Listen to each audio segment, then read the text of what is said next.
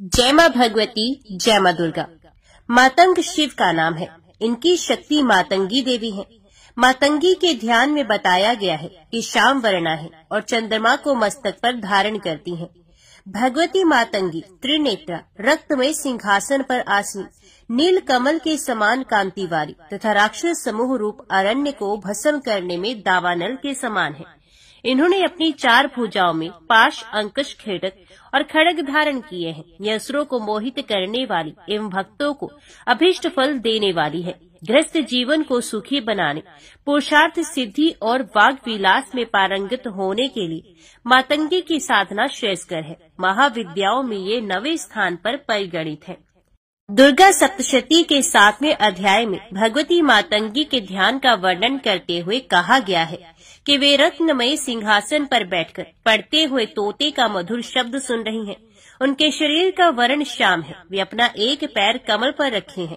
अपने मस्तक पर अर्धचंद्र तथा गले में कलहार पुष्पों की माला धारण करती हैं। वीणा बजाती हुई भगवती मातंगी के अंग में कसी हुई चोली शोभा पाती है। वे लाल रंग की साड़ी पहने तथा हाथ में शंख में पात्र लिए हुए हैं। उनके वदन पर मधु का हल्का हल्का प्रभाव जान पड़ता है और ललाट में बिंदी शोभा पाती है। इनकी वल की धारण करना नाद का प्रतीक है। तोते का पढ़ना ही वर्ण का उच्चारण करना है, जो बीजाक्षर का प्रतीक है। कमल वर्णात्मक सृष्टि का प्रतीक है।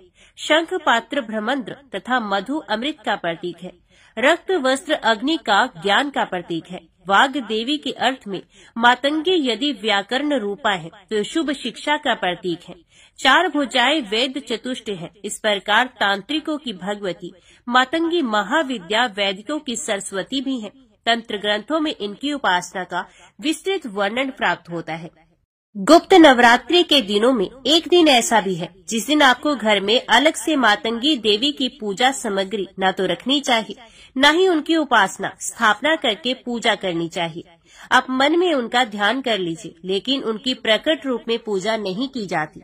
एक बार भगवान श्री हरि और उनकी पत्नी लक्ष्मी जी भगवान शिव और देवी पार्वती से मिलने के लिए उनके निवास स्थान कैलाश पर्वत पर गए। भगवान श्री हरि अपने साथ कुछ खाने की सामग्री भी लेकर गए और उन्होंने वे खाद्य पदार्थ भगवान शिव को भेंट रूप में प्रदान की। भगवान शिव और पार्वती ने उपहार स्वरूप प्राप्त वस्तुओं को खाया। भोजन करते हुए खाने के कुछ अंश नीचे धरती पर गिर गए। उन गिरे हुए भोजन के अंश में से श्यामवंत वाली देवी ने जन्म लिया, जो कि मातंगी के नाम से विख्यात हुई। देवी का प्रादुर्भाव क्योंकि धरती पर गिरे हुए उत्कृष्ट भोजन से हुआ था, जिसके परिणाम स्वरूप देवी का भोजन सामग्रियों से है। इन्हीं वस्तुओं से भोग से देवी की पूजा की जाती है और उन्हें भोग अर्पित किया जाता है। क्योंकि महाविद्या मातंगी का ये स्वरूप माता सरस्वती के समान है, इसलिए इनकी समानता करने से, इनका ध्यान करने से माता सरस्वती की पूजा के समान ही लाभ भी प्राप्त होता है।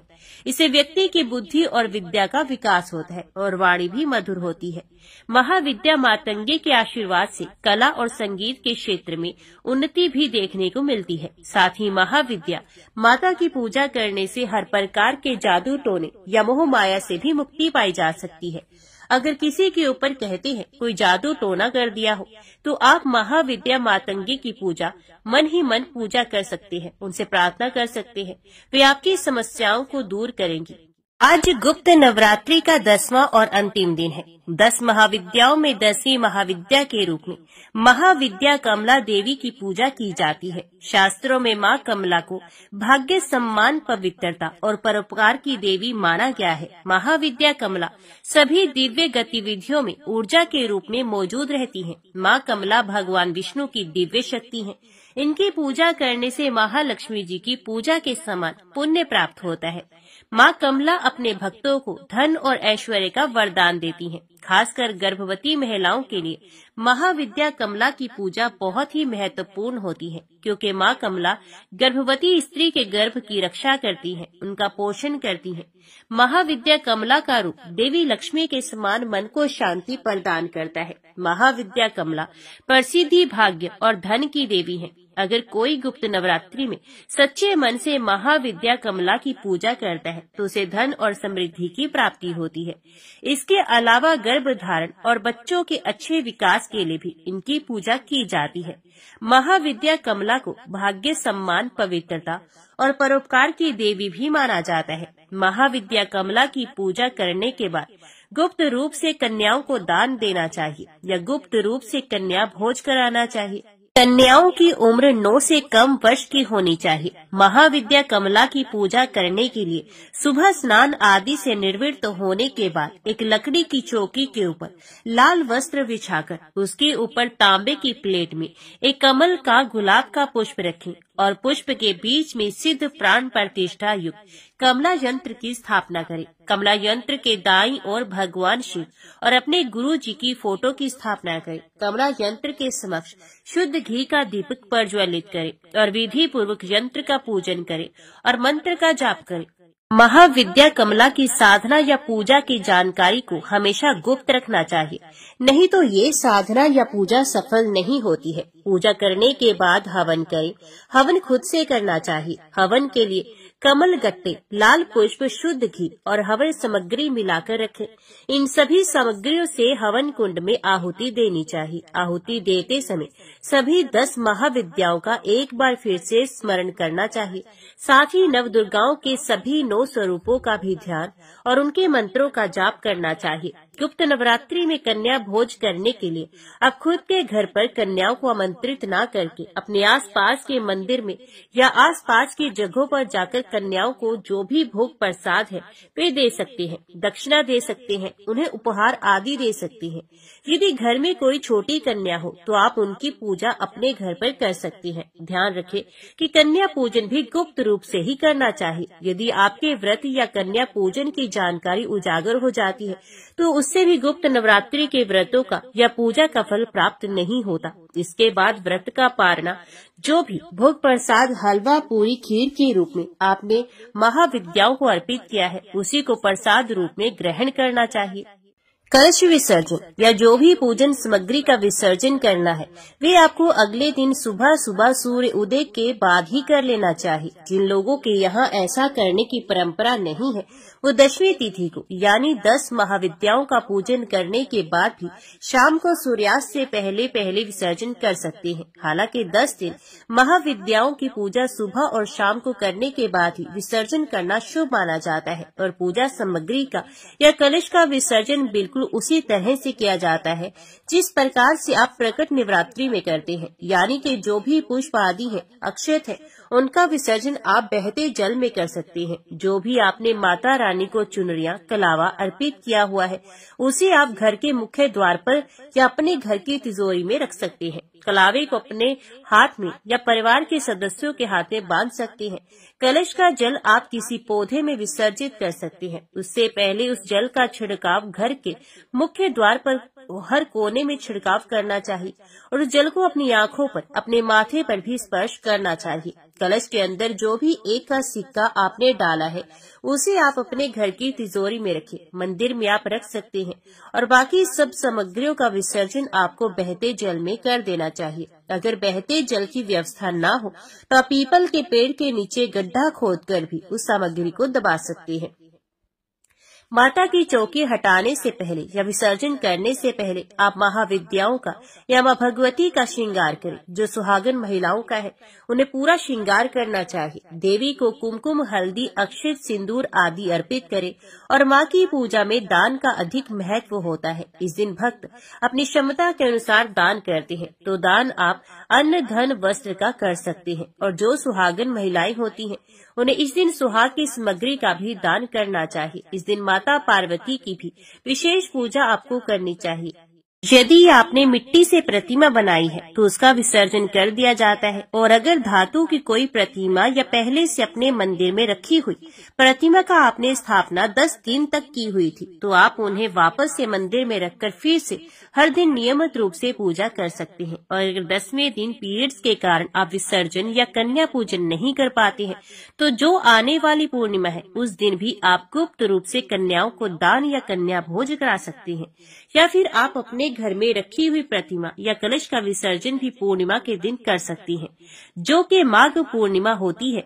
जब भी 10वें दिन या जो भी नवरात्रि का अंतिम दिन होता है, उस दिन जो माताएं बहनें खुद से पूजा करने में समर्थ नहीं होती, उन्हें आने वाली पूर्णिमा के दिन ही विसर्जन या कन्या पूजन करना चाहिए। सबसे अंतिम दिन सच्चे मन से हाथ जोड़कर माँ भगवती के सभी 9 स्वरूपों और 10 महाविद्याओं को प्रणाम कर सच्चे मन से अपने द्वारा रखे गए व्रतों में हुई गलती के लिए, पूजा पाठ में हुई गलती के लिए क्षमा याचना जरूर करनी चाहिए।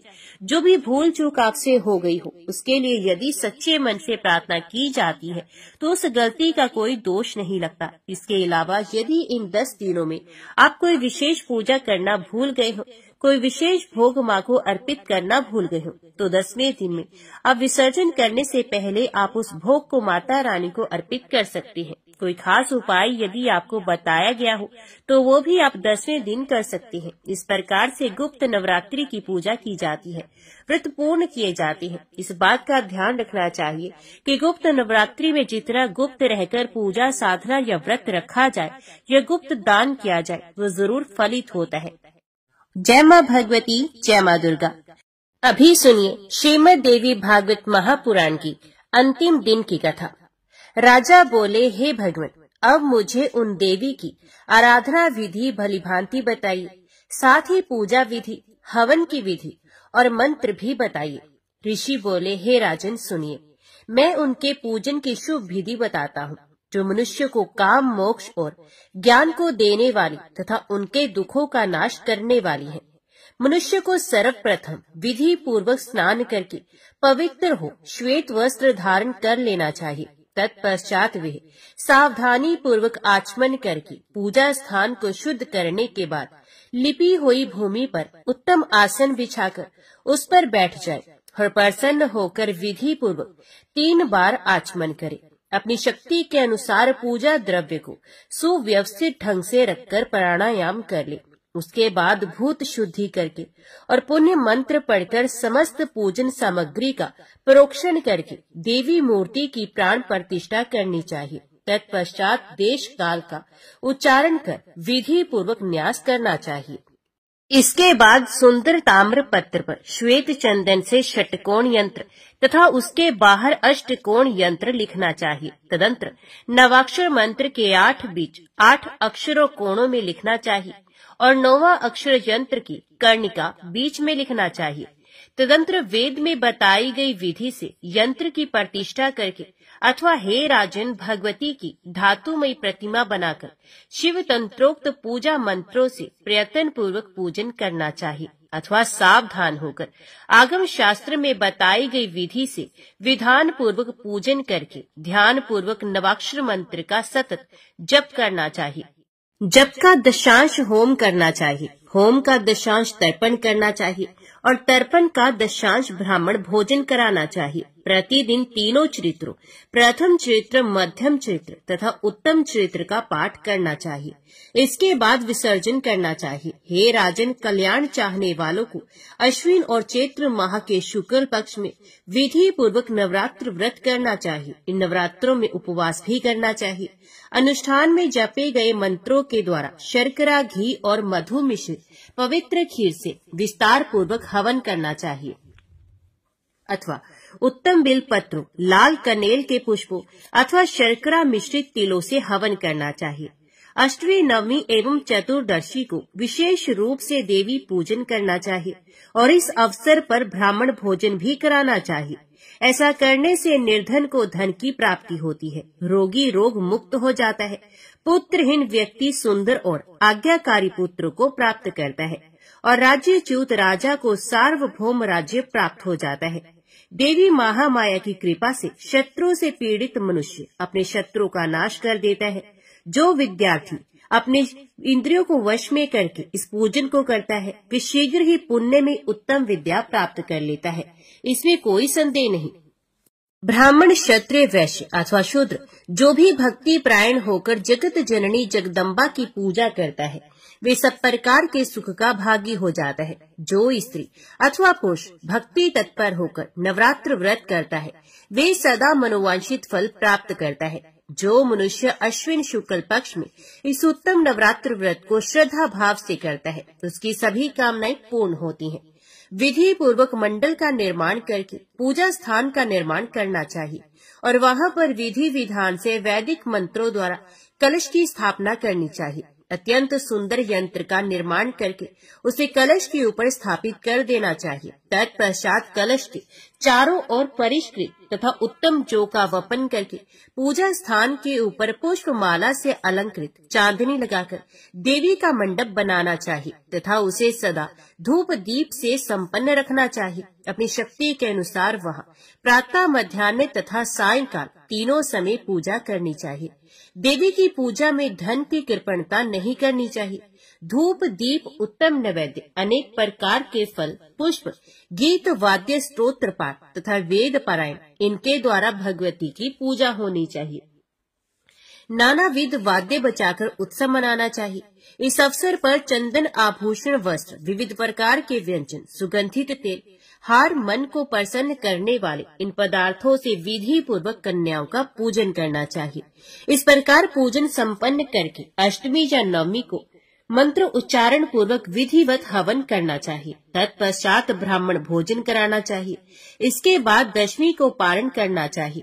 भक्ति निष्ठ राजाओं को यथाशक्ति दान भी करना चाहिए। इस प्रकार पुरुष अथवा पतिव्रता सधवा या विधवा स्त्री जो कोई भी भक्ति पूर्वक नवरात्र व्रत करता है वे इस लोक में सुख तथा मनोवांछित भोगों को प्राप्त करता है और वह व्रत परायण व्यक्ति देह त्याग होने पर परम दिव्य देवी लोक को प्राप्त करता है। उसे जन्मांतर में देवी जगदम्बा की अविचल भक्ति प्राप्त होती है और उत्तम कुल में जन्म पाकर वे स्वभावत सदाचारी हो जाता है। नवरात्र व्रत को व्रतों में उत्तम व्रत कहा गया है। भगवती शिवा का आराधन सब प्रकार के उत्तम सुख को देने वाला है। हे राजन, इस विधि से भगवती चंडिका की आराधना कीजिए। इससे शत्रुओं को जीतकर आप अपना उत्तम राज्य पुनः प्राप्त कर लेंगे और हे भूप, अपनी स्त्री पुत्र आदि स्वजनों को प्राप्त कर आप अपने भवन में परम उत्तम सुख का इसी शरीर से उपभोग करेंगे, इसमें कोई संदेह नहीं। हे वैश्य श्रेष्ठ, आप भी आज से समस्त कामनाओं को देने वाली सृष्टि और संहार के कारण भूता विश्वेश्वरी देवी महामाया की आराधना कीजिए। इससे आप अपने घर जाने पर अपने लोगों में मान्य हो जाएंगे और मनोवांछित सांसारिक सुख प्राप्त करके अंत में शुभ देवी लोक में वास करेंगे, इसमें संदेह नहीं है। हे राजन, जो मनुष्य भगवती की आराधना नहीं करते वे नरक के भागी होते हैं। वे इस लोक में अत्यंत दुखी, विविध व्याधियों से पीड़ित, शत्रुओं द्वारा पराजित, स्त्री पुत्र से ही तृष्णाग्रस्त और बुद्धि भ्रष्ट होते हैं। बिलपत्रों से तथा कनेल, कमल और चंपा के फूलों से जो जगत जननी की आराधना करते हैं, शक्ति स्वरूपा भगवती की भक्ति में रत वे पुण्यशाली लोग विविध प्रकार के सुख प्राप्त करते हैं। हे राजन, जो लोग वेदोक्त मंत्रों से भवानी का पूजन करते हैं वे मानव इस संसार में सब प्रकार के धन, वैभव तथा सुख से परिपूर्ण, समस्त गुणों के आगार, माननीय, विद्वान और राजाओं के शिरोमणि होते हैं। व्यास जी बोले, उनका ये वचन सुनकर दुखित हृदय वाले वैश्य और राजा ने प्रसन्नता पूर्वक विनम्र भाव से मुनि के चरणों में प्रणाम किया। भक्ति परायण चित्त वाले, शांत स्वभाव वाले तथा हर्ष के कारण खिले हुए नेत्रों वाले वे दोनों वाक्य विशारद राजा और वैश्य हाथ जोड़कर कहने लगे, हे भगवान, हम दोनों दुखी जनों को आपकी सुक्ति रूपिणी वाणी ने उसी प्रकार शांत तथा पवित्र कर दिया जैसे गंगा ने राजा भगीरथ को कर दिया था। सज्जन लोग परोपकार परायण, स्वाभाविक रूप से गुणों के भंडार और सभी प्राणियों को सुख देने वाले होते हैं। पूर्व जन्मों के पुण्य के कारण ही महान दुख का नाश करने वाले आपके इस शुभ आश्रम में हम दोनों का आना हुआ। पृथ्वी पर बहुत से स्वार्थी मनुष्य होते हैं, परंतु दूसरों के हित साधन में कुशल आप जैसे कुछ ही लोग कहीं कहीं मिलते हैं। हे मुनिश्रेष्ठ, मैं दुखी हूँ और ये वैश्य अत्यंत दुखी है। हम दोनों इस संसार से पीड़ित हैं। हे विद्वान, आपके इस आश्रम में आकर प्रसन्नता पूर्वक आपके दर्शन और उपदेश श्रवण से हमारा शारीरिक तथा मानसिक कलेश दूर हो गया है। हे ब्राह्मण, आपकी अमृतमय वाणी के रस से हम दोनों धन्य और कृत्य हो गए। हे करुणा सागर, आपने अपनी कृपा से हम दोनों को पवित्र कर दिया। हे साधु, हम दोनों थककर इस संसार रूपी महासागर में डूब रहे हैं। ये जानकर अब आप हम दोनों का हाथ पकड़िए और मंत्र दान देकर भव सागर से पार कर दीजिए। अब अत्यंत कठोर तपस्या करके हम दोनों सुख प्रदान करने वाली जगदम्बा का आराधन करके उनका दर्शन प्राप्त कर अपने अपने घरों को वापस जाएंगे। आपके मुख से देवी का नवाक्षर मंत्र ग्रहण करके हम दोनों निराहार रहकर व्रत करेंगे और उस मंत्र का जप करेंगे। व्यास जी बोले, इस प्रकार उन दोनों के आग्रह करने पर मुनि श्रेष्ठ सुमेधा ने उन्हें ध्यान बीज सहित देवी का मंगलकारी नवाक्षर मंत्र प्रदान किया। वे दोनों वैश्य और राजा मुनि से मंत्र और उसके ऋषि छंद देवता का ज्ञान प्राप्त करके तथा उनसे आज्ञा लेकर नदी के अति उत्तम तट पर चले गए। अत्यंत कृशकाय वे दोनों एकांत में निर्जन स्थान पर आसन लगाकर स्थिर चित्त होकर बैठ गए। उन दोनों ने शांत चित्त तथा ध्यान परायण होकर मंत्र जप और भगवती के तीनों चरित्रों का पाठ करते हुए 1 मास का समय व्यतीत कर दिया। उनके 1 मास के व्रत से ही उनमें भगवती भवानी के चरण कमल में उत्तम प्रीति उत्पन्न हो गई और उनकी बुद्धि स्थिर हो गई। वे दोनों नित्य जाकर एक बार महात्मा सुमेधा मुनि के चरणों में प्रणाम करते थे और वहां से लौटकर फिर अपने कुशासन पर बैठ जाते थे। ये दोनों अन्य कोई भी कार्य नहीं करते थे और सदैव देवी के ध्यान में तथा मंत्र जप में संलग्न रहते थे।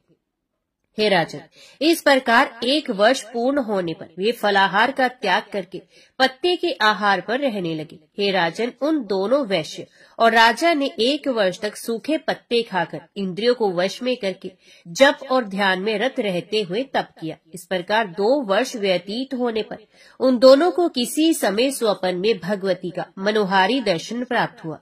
राजा ने स्वप्न में देवी जगदम्बिका को लाल वस्त्र धारण किए हुए तथा सुंदर आभूषणों से अलंकृत देखा। स्वप्न में देवी का दर्शन प्राप्त कर दोनों प्रेम भाव से परिपूर्ण हो गए। अब वे दोनों तीसरे वर्ष में मात्र जल के आहार पर रहने लगे। इस प्रकार 3 वर्ष तक तपस्या करने के पश्चात वे दोनों राजा और वैश्य मन में देवी के साक्षात दर्शन की लालसा से चिंतित हो उठे।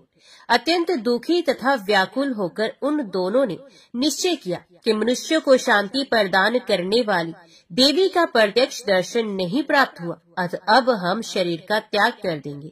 ऐसा मन में विचार कर राजा ने 1 हाथ प्रमाण का त्रिभुजाकार सुंदर तथा सुस्थिर अग्नि कुंड बनाया। उसमें अग्नि की स्थापना करके राजा अपना मांस काट काट कर बार बार हवन करने लगे। साथ ही अत्यंत भक्तिमान वह वैश्य भी प्रदीप्त अग्नि में अपना मांस डालने लगा। तत्पश्चात वे दोनों जब अपने रुधिर से इन देवी को बलि देने के लिए उदित हुए, तब भगवती उन दोनों को प्रेम भक्ति में तन्मय और अत्यंत दुखी देखकर उन्हें प्रत्यक्ष दर्शन देकर उनसे कहने लगी। देवी बोली, हे राजा, अपना मनोवांछित वर मांगो। मैं आज तुम्हारी तपस्या से संतुष्ट हूँ। अब मैंने समझ लिया कि तुम मेरे भक्त हो। उसके बाद देवी ने वैश्य से कहा, हे महामते, मैं प्रसन्न हूँ। तुम्हारा अभिष्ट क्या है? तुम्हारे मन में जो भी हो मांग लो, मैं उसे जरूर दूंगी। व्यास जी बोले, उनके इस वचन को सुनकर प्रसन्न मन वाले राजा ने उनसे कहा कि शत्रुओं का नाश कर अपना राज्य प्राप्त करूं, मुझे आज ये वरदान दीजिए। तब देवी ने उनसे कहा, हे राजन, अपने घर को जाओ, तुम्हारे शत्रु शीघ्र ही क्षीण बल वाले होकर पराजित हो जाएंगे।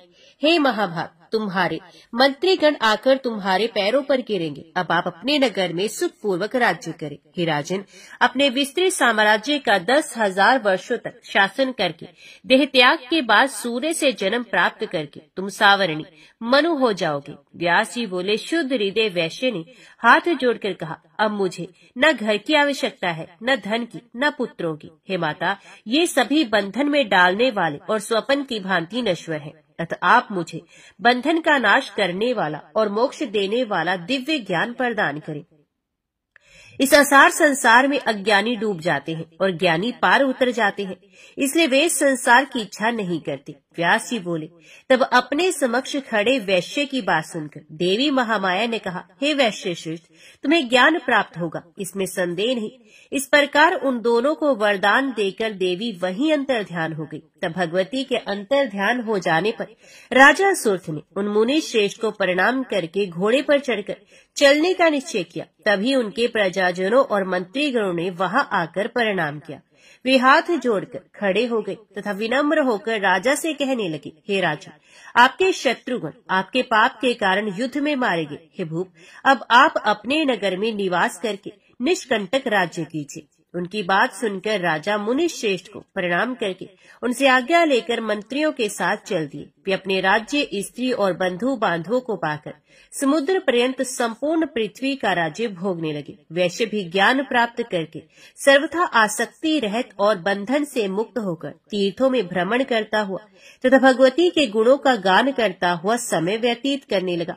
इस प्रकार देवी की परम अद्भुत लीला तथा राजा और वैश्य द्वारा की गई उनकी आराधना एवं फल प्राप्ति को मैंने यथार्थ रूप से आपसे कहा। देवी के शुभ आविर्भाव और उनके द्वारा दैत्यों के विनाश की कथा भी मैंने आपसे कही। भक्तों को अभय प्रदान करने वाली वे भगवती ऐसे प्रभाव वाली हैं।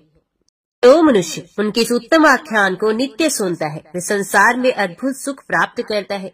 ये सत्य है। इस पवित्र और अद्भुत आख्यान का श्रवण करने से यह ज्ञान, मोक्ष, कीर्ति और सुख प्रदान करता है। ये मनुष्यों की सभी कामनाओं की पूर्ति करने वाला तथा समस्त धर्मों का सार और धर्म, अर्थ, काम और मोक्ष की प्राप्ति का परम कारण बताया गया है। सूत जी बोले, राजा जनमेजय के पूछने पर सभी अर्थ तत्वों को जानने वाले सत्यवती पुत्र व्यास ने उनसे ये दिव्य देवी भागवत संहिता कही। परम दयालु भगवान कृष्ण द्वैपायन मुनि व्यास ने शुभ दैत्य के वध की कथा पर आधारित देवी चंडिका के चरित्र का वर्णन किया था।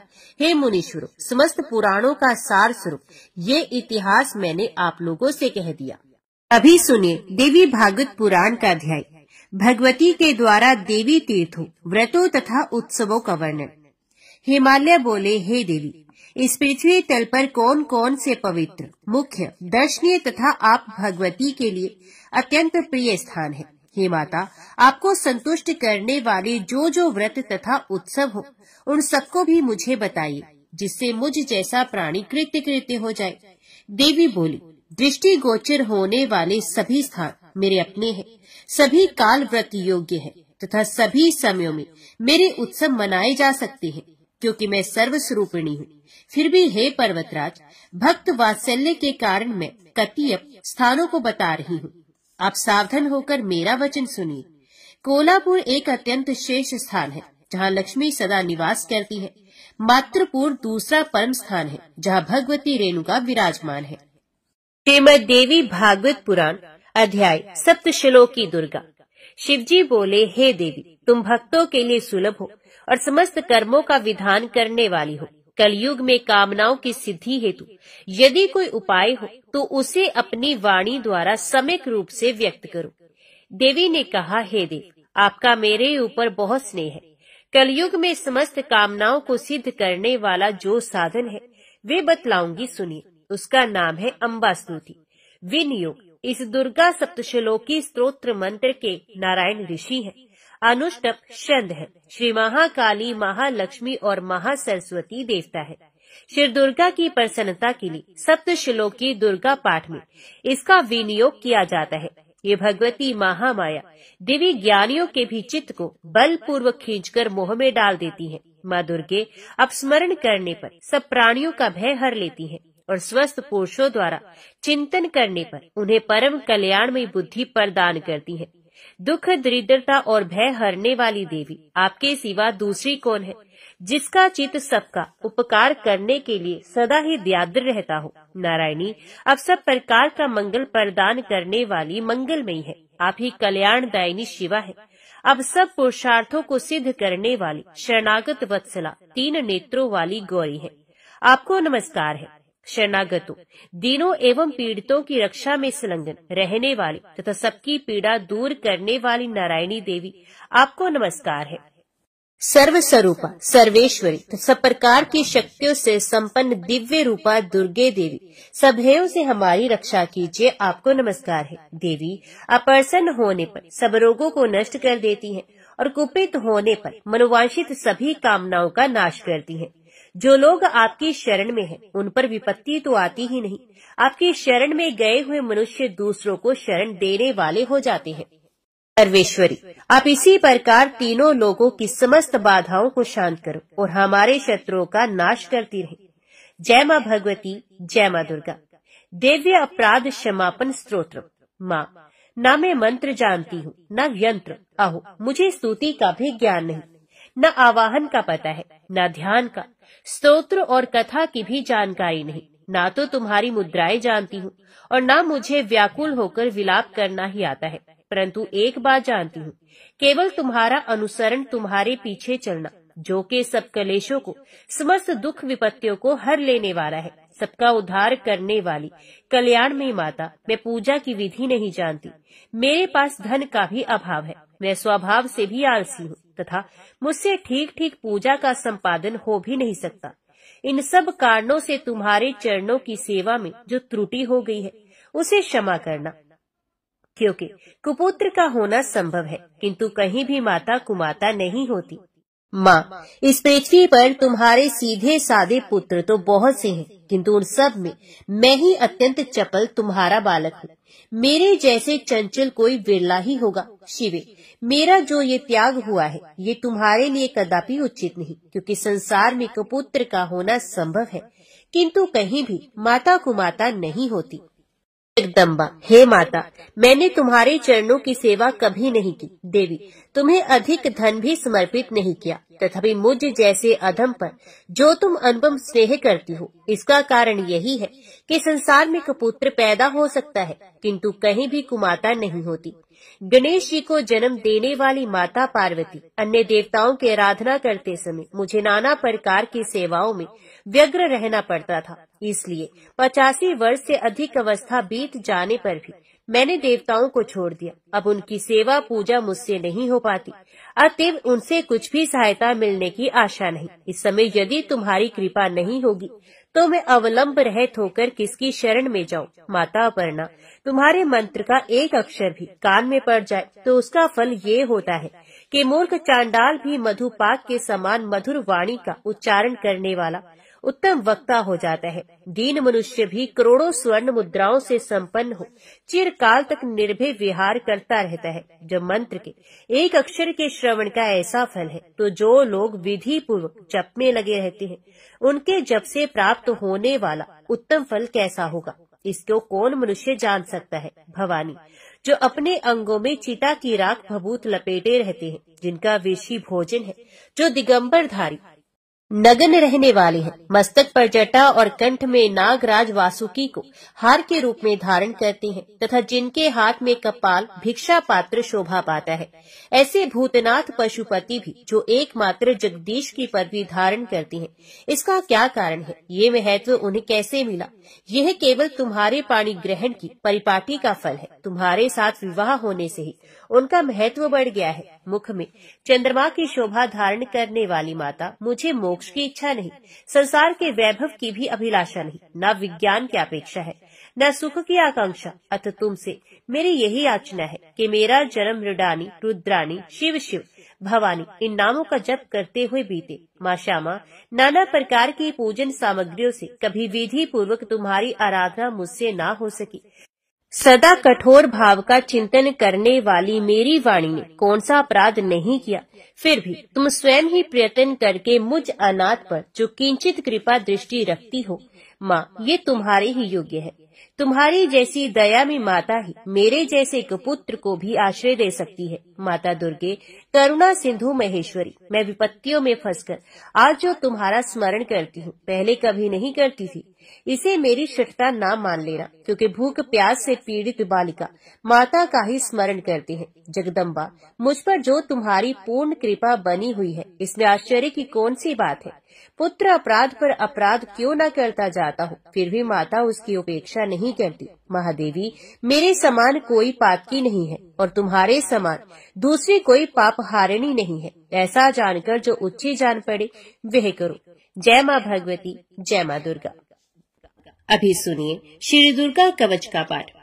महर्षि मार्कंडेय जी बोले, हे पितामह, संसार में जो गुप्त हो और जो मनुष्यों की सब प्रकार से रक्षा करता हो और जो आपने किसी को आज तक नहीं बताया हो, वे कवच मुझे बताइए। श्री ब्रह्मा जी ने कहा, अत्यंत गुप्त व सब प्राणियों की भलाई करने वाला कवच मुझसे सुनो। प्रथम शैलपुत्री, दूसरी ब्रह्मचारिणी, तीसरी चंद्र घंटा, चौथी कुष्मांडा, पांचवी सकंद माता, छठी कात्यायनी, सातवीं काल रात्रि, आठवीं महागौरी तथा नववीं सिद्धिदात्री, ये देवी के 9 मूर्तियां हैं। ये नव दुर्गा कहलाती हैं। आग में जलता हुआ, रण में शत्रु से घिरा हुआ, विषम संकट में फंसा हुआ मनुष्य यदि दुर्गा के नाम का स्मरण करे तो उसको कभी भी हानि नहीं होती।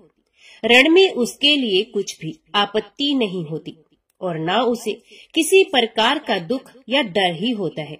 हे देवी, जिसने श्रद्धा पूर्वक तुम्हारा स्मरण किया है उसकी वृद्धि होती है और जो तुम्हारा चिंतन करते हैं उनकी तुम निस्संदेह रक्षा करने वाली हो। चामुंडा प्रेत पर, वाराही भैंसे पर, रुद्री हाथी पर, वैष्णवी गरुड़ पर अपना आसन जमाती हैं। माहेश्वरी बैल पर, कौमारी मोर पर और हाथ में कमल लिए हुए विष्णु प्रिया लक्ष्मी जी कमल के आसन पर विराजती हैं। बैल पर बैठी हुई ईश्वरी देवी ने श्वेत रूप धारण कर रखा है और सब प्रकार के आभूषणों से विभूषित ब्राह्मी देवी हंस पर बैठती हैं। और इस प्रकार ये सब देवियां सब प्रकार के योगों से युक्त और अनेक प्रकार के रत्न धारण करती हैं। भक्तों की रक्षा के लिए संपूर्ण देवियां रथ में बैठी तथा क्रोध में भरी हुई दिखाई देती हैं तथा चक्र, गदा, शक्ति, हल और मूसल, खेटक और तोमर, परशु तथा पाश, भाला और त्रिशूल एवं उत्तम शारंग आदि शास्त्रों को दैत्यों के नाश के लिए और भक्तों की रक्षा करने के लिए और देवताओं के कल्याण के लिए धारण करती हैं। हे महारुद्र, अत्यंत घोर पराक्रम, महान बल और महान उत्साह वाली देवी, तुमको मैं नमस्कार करता हूँ। हे देवी, तुम्हारा दर्शन दुर्लभ है तथा आप शत्रुओं के भय को बढ़ाने वाली हैं। हे जगदम्बिके, मेरी रक्षा करो। पूर्व दिशा में इंद्र शक्ति ऐन्द्री मेरी रक्षा करे। अग्नि कोण में अग्नि शक्ति, दक्षिण दिशा में वाराही देवी तथा नृत्य कोण में खड्ग धारिणी देवी मेरी रक्षा करे।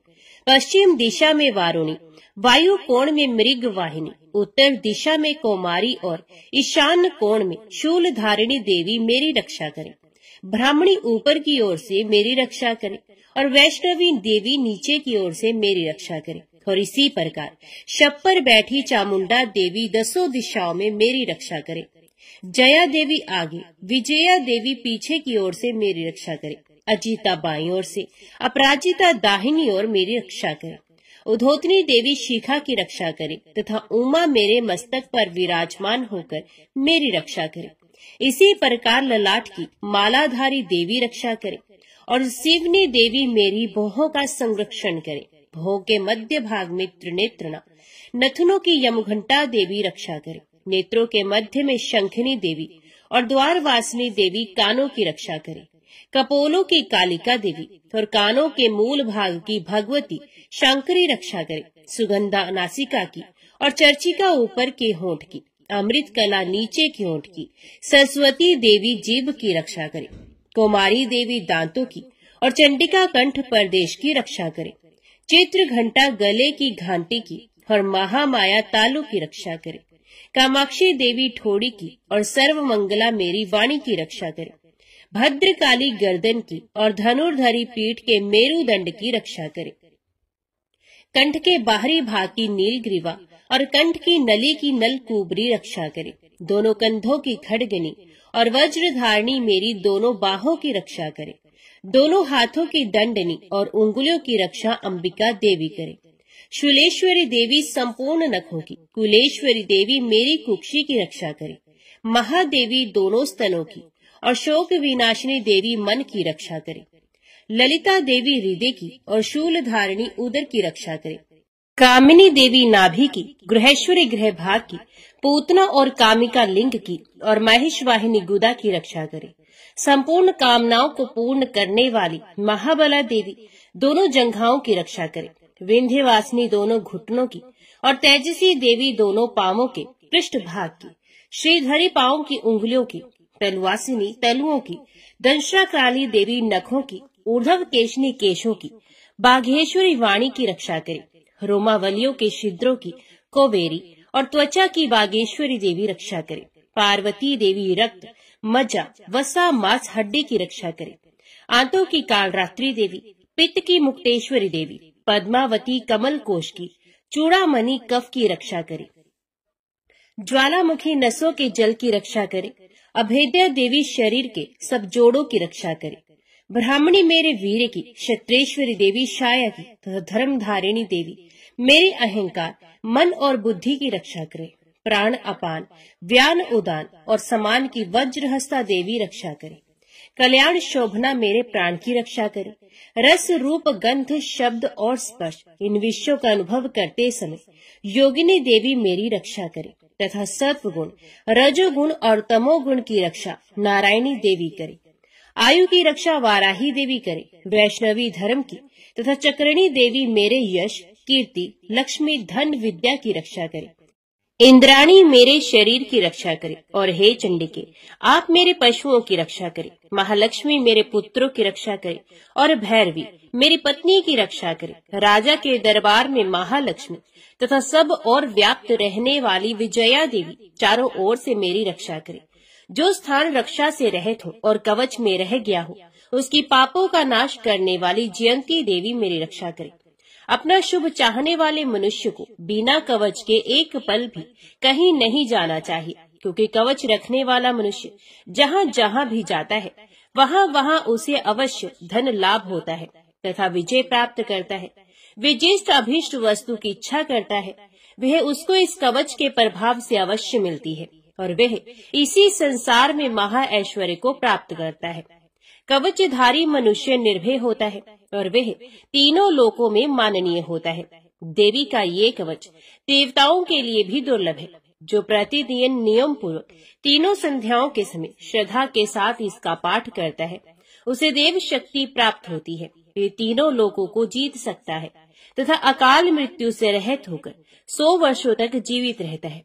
इसका लूता, चरम मार्ग, विस्फोटक आदि समस्त व्याधियां समूल नष्ट हो जाती हैं और स्थावर जंगम तथा कृत्रिम विष दूर होकर उनका कोई असर नहीं होता तथा समस्त अभिचारक प्रयोग और इस तरह के जितने यंत्र मंत्र इत्यादि होते हैं, इस कवच के हृदय में धारण करने से नष्ट हो जाते हैं। इसके अतिरिक्त पृथ्वी पर विचरने वाले भूचर, नभचर, जलचर प्राणी उपदेश मात्र से सिद्ध होने वाली निमट कोटि के देवता, अपने जन्म से साथ प्रकट होने वाले देवता, कुल देवता, माला आदि डाकिनी, शाकिनी, अंतरिक्ष में विचरने वाली अत्यंत बलवती भयानक डाकिनियां, ग्रह, भूत, पिशाच, यक्ष, गंधर्व राक्षस, ब्रह्म राक्षस, बेताल, कुष्मांड और भैरवादी अनिष्ट कारक देवता भी उस मनुष्य को, जिसने कि अपने हृदय में ये कवच धारण किया हुआ है, देखते ही भाग जाते हैं। इस कवच के धारण करने से मन और तेज बढ़ता है। जो मनुष्य इस कवच का पाठ करके उसके पश्चात सप्तशती चंडी का पाठ करता है, उसका यश जगत में विख्यात होता है। और जब तक वन, पर्वत और कानन आदि इस भूमंडल पर है, तब तक यहाँ पुत्र पौत्र आदि संतान परंपरा बनी रहती है। फिर देहांत होने पर ऐसा मनुष्य परम पद को प्राप्त होता है, जो देवताओं के लिए भी दुर्लभ है, और अंत में सुंदर रूप को धारण करके भगवान शंकर के साथ आनंद करता हुआ परम मोक्ष को प्राप्त होता है। जय माँ भगवती, जय माँ दुर्गा। अभी सुनिए श्री दुर्गा चालीसा का पाठ।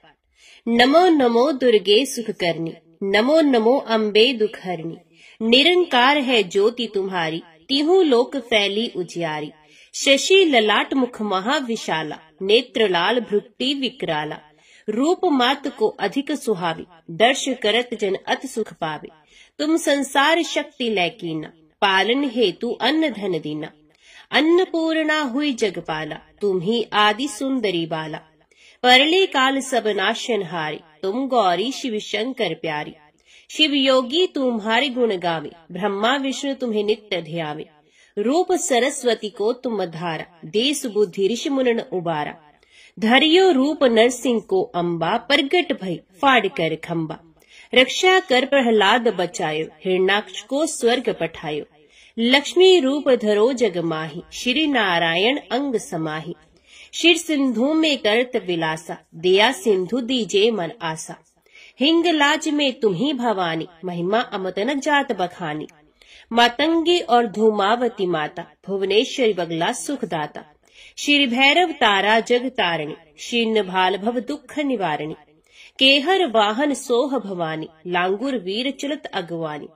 कर में खप्पर खड़ग विराजे, जाको देख काल डरबाजे। सोहे अस्त्र और त्रिशूला, जाते उठत शत्रु है शूला। नगर कोट में तुम्ही विराजित, तीहू लोक में डंका बाजित। शुंभ निशुंभ दानव तुम मारे, रक्त बीज शंखन संघारे। महिषासुर अभमानी, जय अखबार मही अकुलानी। रूप कराल काली का धारा, सेन सह तुम ते संघारा। परी गाढ़ संतन पर जब जब, भई सहाय मात तुम तब तब। अमरपुरी और वास्तव लोका, तब महिमा सब रहे अशोका। ज्वाला में है ज्योति तुम्हारी, तुम्हें सदा पूजे नर नारी। प्रेम भक्ति से जो यश गावे, दुख दारिद्र निकट नहीं आवे। ध्यावे तुम्हें जो नर मन लाई, जन्म मरण ताको छुट जाए। जोगी सुरमुन कहत पुकारी, योग न हो बिन शक्ति तुम्हारी। शंकर आचार्य स्तप कीनो, कामर क्रोध जीत सब लीनो। निश्चिंत ध्यान धरो शंकर को, काहू काल नहीं सुमिरो तुमको। शक्ति रूप का मर्म न पायो, शक्ति गई तब मन पछतायो। शरणागत हुई कीर्ति बखानी, जय जय जय जगदम्बा भवानी। भई प्रसन्न आद जगदम्बा, दिश शक्ति नहीं कीन विलंबा। मोको मात कष्ट अति घेरो, तुम बिन कौन हरे दुख मेरो। रिपु मूर्ख मोह अत डर पावे, शत्रु नाश कीजे महारानी। सुमिरो इक चित तुम्हें भवानी, क्रो कृपा हे मात दयाला। रिद्धि सिद्धि दे करो निहाला, जब लग ज्यो दया फल पाओ। तुम्हारो यश में सदा सुनाओ, दुर्गा चालीसा जो कोई गावे। सब सुख भोग परम पद पावे। देवी दास शरण निज जानी, करहो कृपा जगदम्ब भवानी। जय माँ भगवती, जय माँ दुर्गा।